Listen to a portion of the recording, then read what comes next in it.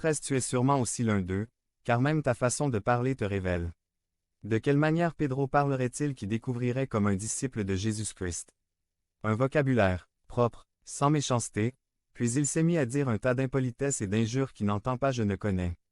Pas 7. Homme. Aussitôt le coq chanta. Pierre fut vaincu. Luc 22. 61 Alors le Seigneur se tourna et regarda Pierre. De quel genre de regard s'agirait-il? Par colère. Si cela avait été un regard de colère, Pierre aurait dit. Bien, oui, tu as raison d'être en colère contre moi, je le mérite. Mais voyons le résultat de ce regard. Et il sortit et pleura amèrement. Parce que c'était un regard d'amour, de compassion et de pardon. Voyons le chemin vers le terrain. 1. L'autosuffisance Je suis Pedro Camani. 2. L'insubordination.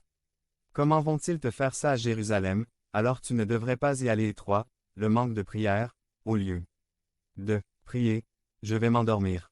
Le vrai Pierre n'est pas celui qui apparaît dans ses reniements, c'est celui qui apparaît dans la repentance.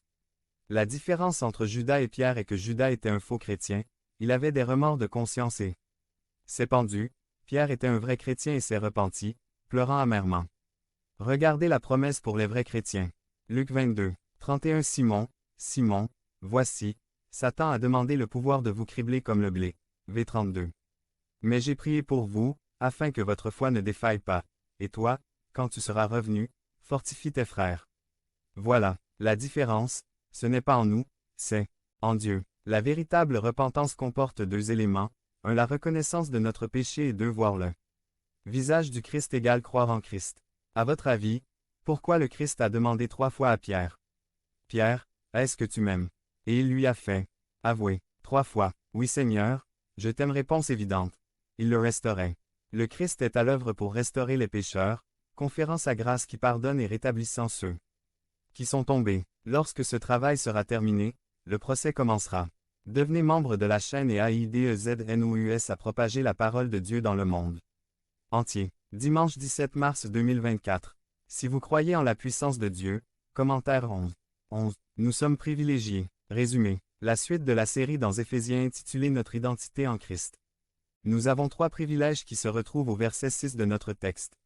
Nous sommes les destinataires de la promesse, nous sommes membres du corps et nous sommes participants. Nous pouvons expérimenter. Par J. Sperling, nous sommes privilégiés. En tant que chrétiens, nous avons des privilèges. Chaque chrétien ici présent ce matin devrait utiliser ces privilèges afin de pouvoir expérimenter tout ce dont nous avons déjà parlé jusqu'à présent dans cette série.